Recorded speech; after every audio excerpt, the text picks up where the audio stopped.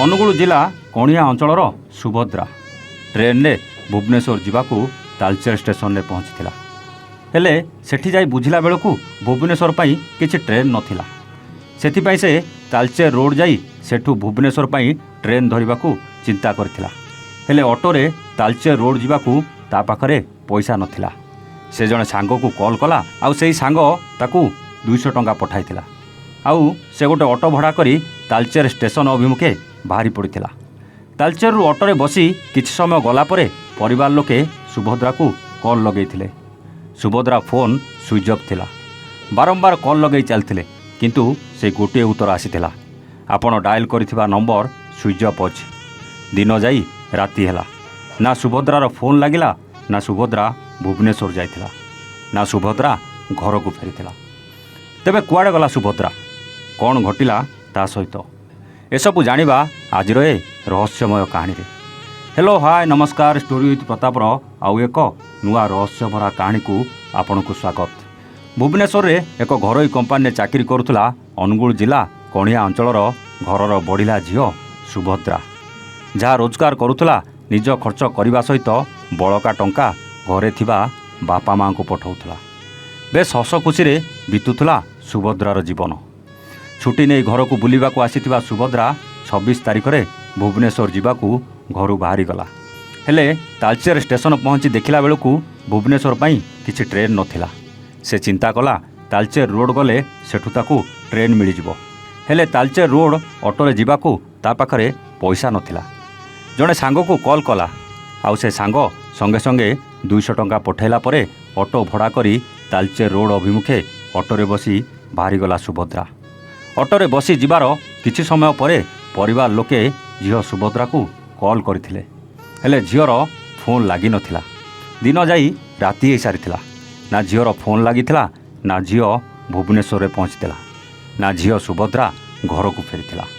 ତା ପରଦିନ ମାନେ 27 ତାରିଖ ଦିନ ସୁଭଦ୍ରାର ଭାଇ ପ୍ରଶାନ୍ତ ତାଳଚେର ଷ୍ଟେସନ ଭିତରେ ଥିବା ରେଳବାଇ ଫାଣ୍ଡିରେ ନିଜ ଭଉଣୀ ସୁଭଦ୍ରାର ନିଖୋଜ ହେବାର ଏକ ଲିଖିତ ଅଭିଯୋଗ କଲା। ଆଉ ଆମ ପୋଲିସ ବାବୁମାନେ ଅଭିଯୋଗ ପାଇ ଚୁପଚାପ ବସିଗଲେ। ଆଉ ବସିବେନି? ତାଳଚେରରେ ଯେଉଁ ଭଳିଆ ଗରମ, କୁଆଡ଼େ ତଦନ୍ତ କରିବା କ'ଣ ଯାଇହେବ କି? କହିଲେ ଆଜ୍ଞା, ଏ ଯେଉଁ ଗରମ ହେଉଛି ବୁଲିବା କ'ଣ ସମ୍ଭବ? ତେଣୁ ପୋଲିସ ବାବୁମାନେ ଏସି ଆଉ ପଙ୍ଖା ଖୋଲି ଫାଣ୍ଡିରେ ବସି ପଡ଼ିଲେ। ଯାହାର ଝିଅ ନିଖୋଜ ହେଇଛି ସେମାନେ ତାଙ୍କ ଝିଅକୁ ଖୋଜିବେନି? ତେଣୁ ପୋଲିସ ବାବୁ କାହିଁକି ଟେନସନ୍ ନେବେ? ଏମିତିରେ ବିତିଗଲା 6 ଦିନ। ପରିବାର ଲୋକେ ଝିଅର କିଛି ଖବର ନ ପାଇବାରୁ ଏସ୍ପିଙ୍କ ଦ୍ୱାରସ୍ଥ ବି ହେଲେ। ତଥାପି ପୋଲିସ ଶୋଇପଡ଼ିଥିଲା। ତାଙ୍କର କ'ଣ ଯାଉଛି ଯେ, ଯାହାର ଝିଅ ସେମାନେ ଟେନସନ୍ ନେବେ। ଆମକୁ ତ ମାସ ପୁରିଲେ ଦରମା ମିଳିଯାଉଛି ନା। ଆଉ ତାଳଚେର ଅଞ୍ଚଳମାନେ ଉପରି କଥା ତ ଜାଣିଥିବେ। ଏଇ ପୋଲିସମାନଙ୍କ ଦ୍ୱାରା କିଛି ବି ହେଇପାରିଲାନି। ଝିଅ ନିଖୋଜ ହେବାର 7 ଦିନ ବିତି ଯାଇଥିଲା। ରବିବାର ଦିନ କେନ୍ଦୁପାଲି ଗାଁର କିଛି ଲୋକ ପୋଲିସକୁ ଫୋନ୍ କରି କହିଥିଲେ ସେହି ଗାଁରେ ଥିବା କେନାଲରେ କାହାର ଶବ ଭାସୁଛି। ପୋଲିସ ପହଞ୍ଚି ଦେଖିଥିଲା ଜଣେ ଯୁବତୀର ଶବ। ତୁରନ୍ତ ସୁଭଦ୍ରା ପରିବାର ଲୋକଙ୍କୁ ଖବର ଦିଆଯାଇଥିଲା। ସୁଭଦ୍ରା ପରିବାର ଲୋକେ ତୁରନ୍ତ ପହଞ୍ଚି ଝିଅକୁ ଚିହ୍ନଟ କରିଥିଲେ। ନିଜ ରୋଜଗାରିଆ ଝିଅକୁ ହରେଇ କିଏ ଛାତି ପିଟି କାନ୍ଦୁଥିଲା, ତ କିଏ ମୁଣ୍ଡ ପିଟି ପିଟି କାନ୍ଦୁଥିଲା। ସୁଭଦ୍ରାର ଶବ ମିଳିଲା ପରେ ପୋଲିସ ଆକ୍ସନ୍ ମୋଡ଼କୁ ଆସିଥିଲା। ତୁରନ୍ତ ଶବ ବ୍ୟବଚ୍ଛେଦ ପାଇଁ ପଠାଇ ସାରିଲା ପରେ ସୁଭଦ୍ରା ଯାଇଥିବା ଅଟୋକୁ ଖୋଜିବାର ଲାଗିଲା। ଅଟୋ ତ ମିଳିଗଲା, ହେଲେ ସେ ଅଟୋ ଡ୍ରାଇଭର ଫେରାର ହୋଇସାରିଥିଲା। ଏଥିରୁ ସ୍ପଷ୍ଟ ବାରି ହେଉଥିଲା ଏଇ ଝିଅ ସହିତ ଯାହା ଘଟିଥିଲା ସେଥିରେ ସେ ଅଟୋ ଡ୍ରାଇଭରର ସମ୍ପୃକ୍ତି ଅଛି, ନହେଲେ ଯାହା ଘଟିଛି ସେସବୁ ନିଜେ ଜାଣିଛି।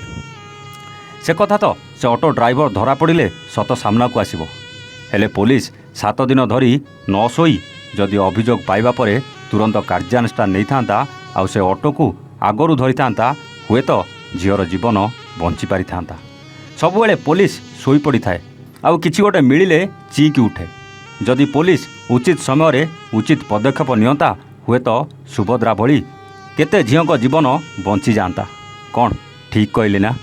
ସୁଭଦ୍ରାକୁ କ'ଣ ଅଟୋ ଡ୍ରାଇଭର ମାରିଛି? ହେଲେ କାହିଁକି? ସୁଭଦ୍ରା ସହିତ ତାର କ'ଣ ଶତ୍ରୁତା ଥିଲା? ନା ଆଉ କିଛି କାରଣ ଥିଲା? ନା ସୁଭଦ୍ରାକୁ ଆଉ କିଏ ମାରିଛି? ଆଉ ପୋଲିସ କ'ଣ କର୍ତ୍ତବ୍ୟ ଉଚିତ ସମୟରେ କରିଛି?